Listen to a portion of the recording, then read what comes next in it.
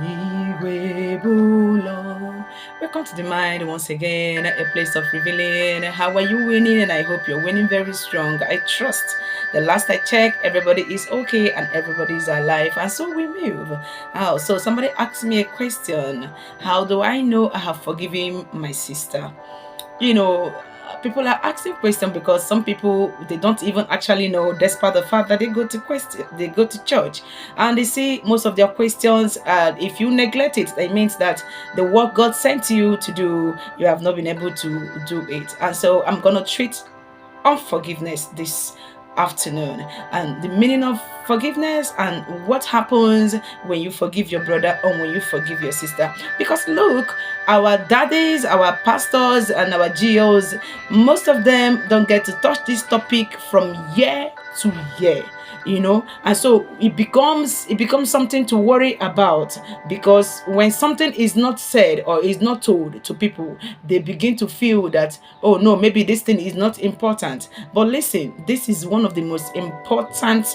When I mean important, I mean important. It's very, very important, because what I feel or what I know that happened is that we forget.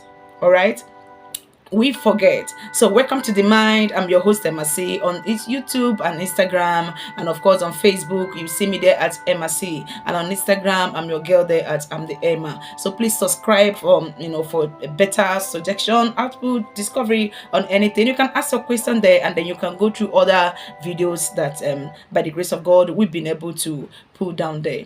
Okay, so somebody asked a question and I said, how do I know I've forgiven my brother? First of all, what is forgiveness? What is forgiveness? That is the question. What is forgiveness?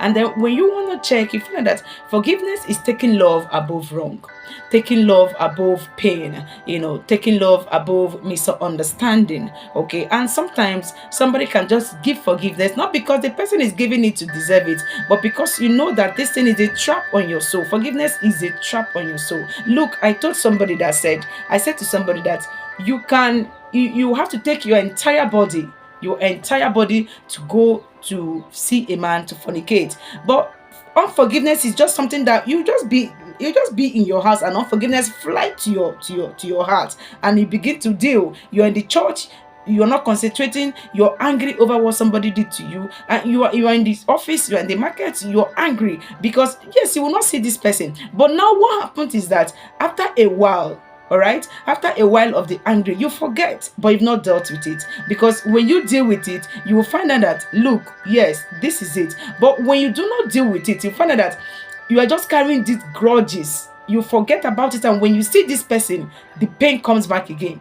Whatever you felt with that person, then when this person did you this wrong, it just came back. You feel that pain all over and over, and as fresh as it is, because you did not forgive. You just let it play, you just let it go. Because you let it go is that you forget, and you let it out is that you forgive. So they are two different things, and forgiveness is dangerous. Unforgiveness, pardon me, is very, very dangerous. Unforgiveness is generational. That is how dangerous this thing is. That is how dangerous this thing trapped the souls of the children of God trying to go to heaven. It trapped them, because sometimes, that's what I tell you, if somebody do you bad, listen, right there, correct it. Do not take it home, because there are stages that it makes you to get to unforgiveness. From anger grew to grudges, grudges grew to hatred. And when these three things are in place, man, everybody's talking about fight. Everybody's talking about revenge. Do you understand? So unforgiveness is very dangerous. What your father told you, your mother told me, nobody wants to let go.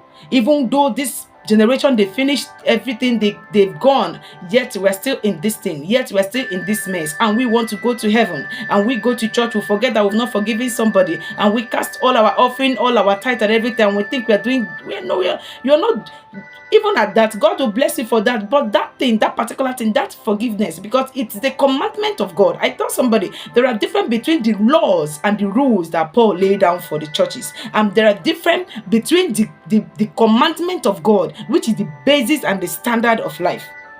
Do you understand? So unforgiveness happens to be one of those rules that God said that we should we should trash away. We shouldn't carry along as we live or die. So unforgiveness is very dangerous. And that is why when you hear that something happened to somebody somewhere, you are happy. Yes, she have not seen anything. This is just the beginning. It is because you've not forgiven. You just forget. Do you understand? And forgiveness is not something you just stand up and say, "Oh, I'm forgiving you." No, you can't forgive by just mere word. You can't forgive because forgiveness is bettered from the place of atonement, from the place of repentance. That is why sometimes it is not easy. It is not easy to forgive somebody. So forgiveness is from your soul. Sometimes it makes you to cry because when you cry, you'll be able to let it out. When you don't cry, sometimes when you want to forgive, you just want to let this person live. And somebody say, how many times do my brother have to wrong me? Jesus answered them 70 times 700. Jesus answered them that question so that they will leave him alone. Listen, nobody will stand that far to wrong you 70 times 700. Nobody dare it. And nobody dare forgive that thing because you are not God that died on the cross. You are not born just to be forgiving people. Somebody will just come and kick your leg and say, listen, let me tell you, people know what they do. People know. A lot of people bring this shit to you. They cannot even stomach 10% of the problem and the issues they bring to you. But when they bring it to you, they expect you to stomach it. They will tell you, Bible say, Bible do not say. You cannot quote Bible over somebody who is bereaving.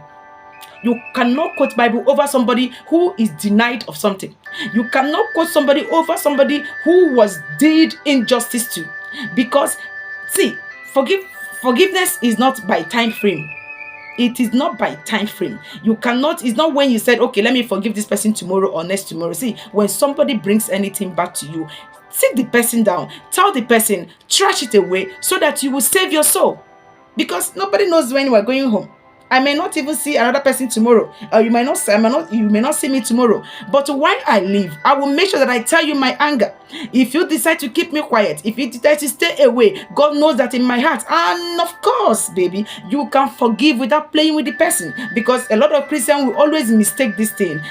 She said she has forgiven me, but she's not talking to me. No, I can forgive you and still will not play with you. Because what happened is that you've already showed me who you are. You've already showed me that, man, I cannot deal with you. And so when I forgive you, I just have to look for another way to live my life because I do not want to be always have to deal with grudges, anger, and everything. That is why some people can forgive you and still will not play with you. So don't misconstrue that. It doesn't mean they've not forgiven you. It is not a law that says you forgive somebody, you play with the person. No. When somebody forgives, the person just wants to move ahead and go ahead. And so please, unforgiveness is very dangerous. It's dangerous to your soul. It's dangerous to this Christian race. I tell you, it's very, very dangerous. I'm telling you because I have dealt with unforgiveness and I knew that, man, this is the main thing. This is the end thing. And if care is not taken, this thing can take anybody to hell. Even when you get to the heaven and on the judgment day, God will be asking you, remember, you just know that you've forgotten because what your father told you something, my mother told me something, and my mother is trying to let me know that, no, you cannot let this thing go. They did injustice to me when I married these people. And your mother told you another thing. And then even after they have gone, you are still carrying face. I'm still carrying face. Even though we were told stories. And, because you want to feel the pains of your mother. And I want to feel the pains of my father. And that is why unforgiveness is generational. And that is how badly it is. And that is how deadly it is. That is how ugly this thing is. My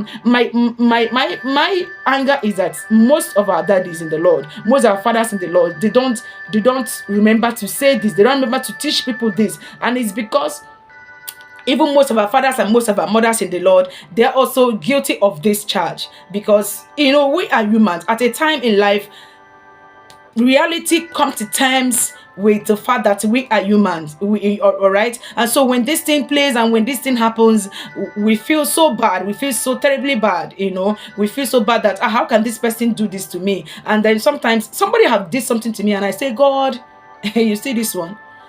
Leave it for me. This one, prepare that place. You see, hell, I am even ready because I cannot let go. I cannot leave it. But at the time I feel, God keeps you alive to forgive this person to move on. And it was not easy. Believe me, I cried for almost 2 weeks to let this person go, to let it out of my heart. So I prayed this morning that God give you the heart, that heart the heart of love that overshadows, the heart of love that swallowed every wrong, the heart of love that swallowed every pain, the heart of love that swallows every injustice, so that you can forgive and so you can live, so you can let go, so that you can move on. Praise the Lord. I am your host, Emma C, and I hope I did justice to this. Please follow me on Instagram. I'm the Emma, and on YouTube and Facebook, Emma C is still my name there. I'm your girl there. I hope to see you again. Thank you very much.